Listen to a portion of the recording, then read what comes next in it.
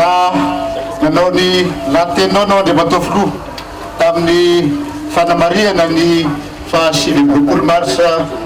1770 tamin'ny taona-maso io zany a, dia nanambara ianao tamin'izay fa ijay manokana ireo bekotro manoratra, ireo tapaporoana sisa tsy may zay miady ho an'ny fahaleovantenan'ny Madagasikara, ary miady tamin'izany atao hoe fanjanahana izany a izay tongavantsika amin'ny fahaleovantenantsika kosa ankehitriny, ary ka noho izany dia tsy maintsy tsinjovina izy ireo. Ary ankehitriny dia tanteraka zany satria hametraka ny fotodrafitrasa maritra ho an'izy ireo eto Moramanga ianao Andriamatofiloha. Araky ny teninao moa ombenombieny dia voasafidy manokana Moramanga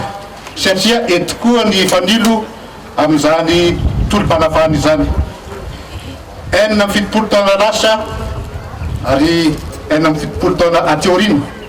dia rariny raha mitsinjo manokana ireo mpiady tia tanindrazana ny malagasy aty aorina, mitsinjo andreo tapaporoana sisa tsy may. Ka noho izany mba hanamaivanana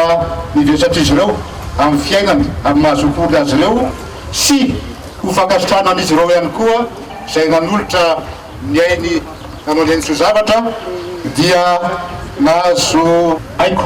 ny ministère ny fiarovam-pirenena mba hanome-tanana amin'ny fikarakarana reo mpiady tanindrazana, reo zokiray aman-dreny amin'ny fametrahana ivitoerana andraisana azy ireo a izay ivitoerana midadasika ihany, satria sahabo amin'ny 109 metatra toradro ity toerana ity a, ary afaka mandray be antitra 80 eo eo a. Ary izany moa dia hotazantsika amin'reto sarisary izay akavanantsika reto a, mba ahafahantsika mijery sady hoe tony ahoana zany fotodrafitrasa izany. Ary dia mamerina ny fisaorana Andriamatofiloha Repoblika satria tsy fampanantenana fotsiny fa tonga dia asa avy hatrany, ary dia rosa amin'izany tsika androany Andriamatofiloha, mankasitraka tompo lahy, soatra tompo vavy.